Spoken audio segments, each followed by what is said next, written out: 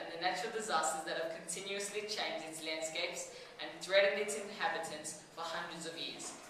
But what are these two disasters? Bushfires and droughts.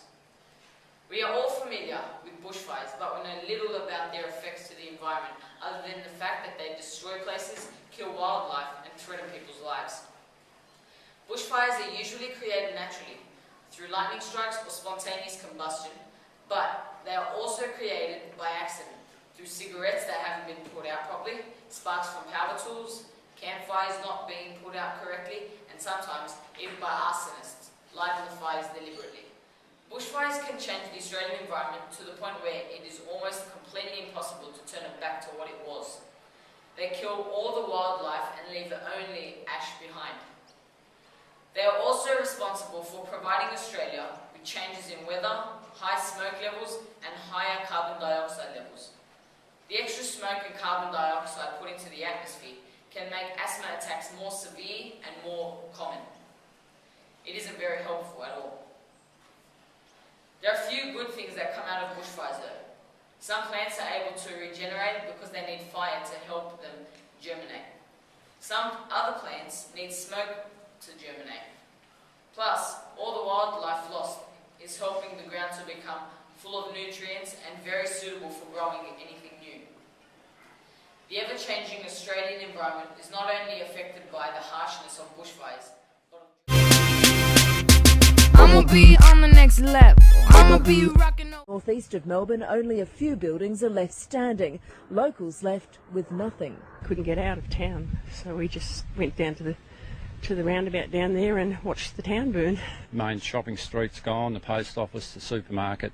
Home after home gutted, and it's not known how many residents made it out alive. Police are going house to house looking for bodies. In Narre Warren, southeast of Melbourne, locals tried to stop the onslaught. They were overwhelmed within minutes. This couple lost almost everything. This is the only photo album we could find. They did manage to go in and get a small box that contained my grandmother's bracelet. At Kinglake, north of Melbourne, these blackened cars, signs of the chaos that unfolded when the fire front turned back on itself and on those fleeing the inferno. The township gone, streets deserted. Those who made it to safety still don't know if they have a home to return to. Just hit us with no warning, no nothing. 5 minutes and everything was on fire, mate. The radiant heat was awesome, and it was just like that, all gone. It was like a freight train. You couldn't fight it. I mean, you know, you just couldn't do that. A special convoy of buses evacuated locals from their destroyed community. The government has set up a $10 million emergency relief fund for fire victims.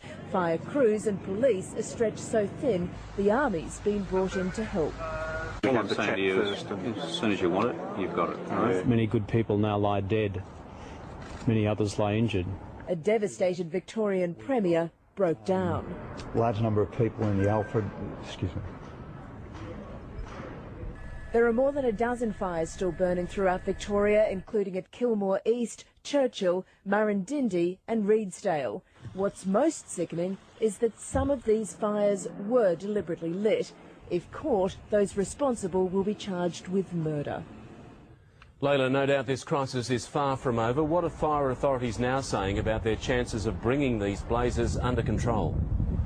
Mark, they managed to do some pretty good work today. A lot of the fires are contained, but as long as there are embers around and as long as there is wind like this, there is a big danger. There are also two other threats this evening. Lightning strikes, there have been storms around, but worst of all, arsonists. Some of the fires that were put out have been relit, and arsonists are responsible for that. It's absolutely disgraceful, and it just means that this crisis, which is just so bad, is not over.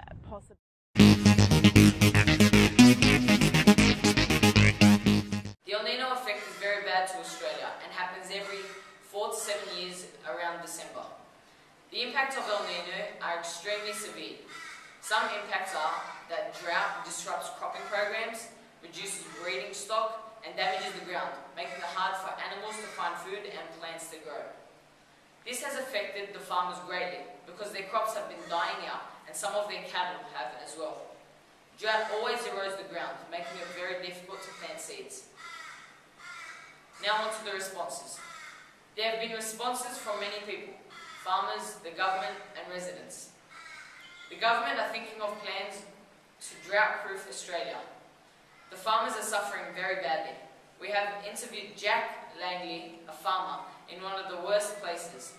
He said that there is no water for his animals or his crops and that they will die soon if they don't get any.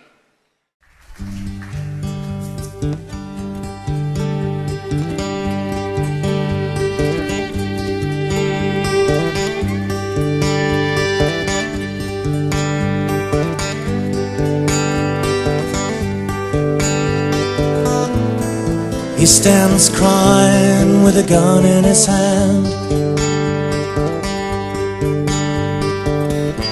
The stock lie dying there in the sand,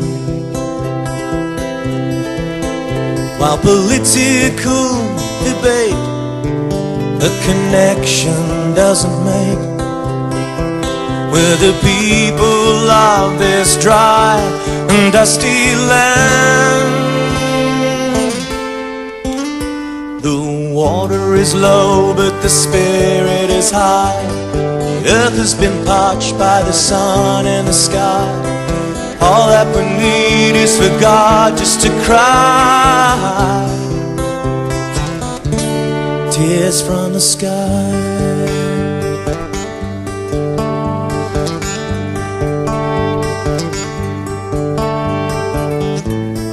Another dust storm sweeps on by as a daughter tugs at her dress and asks her why. Do the city gardens glisten when the gold this land is missing? Her mother starts to speak, her mouth is dry. The water is low, but the spirit is high. The earth has been parched by the sun and the sky. All that we need is for God just to cry. Tears from the sky.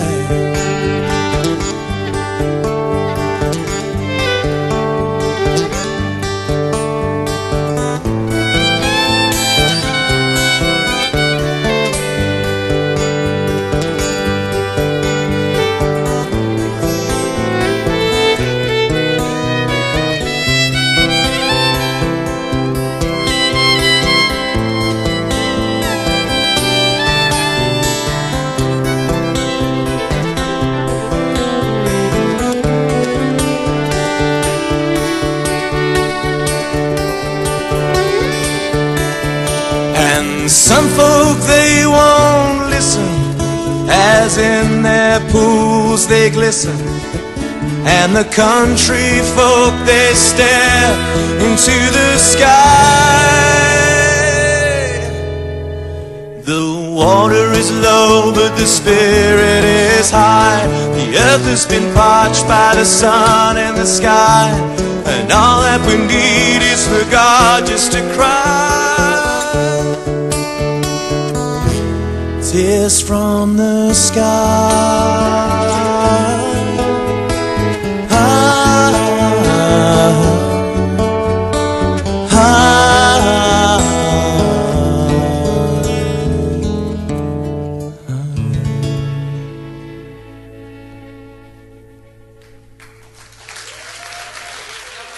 Solutions to the drought and what they will try to do to drought-proof Australia. A major solution is a desalination plant. The role of the desalination plant is to provide drinking water from the sea by removing salt and other substances from it. We are hoping that this works because the drought is affecting us more than it ever has. We hope you enjoyed tonight's special edition of The Late Show with Guy. You're bad to snake, shut it down. Can't tell me nothing now, baby, I know how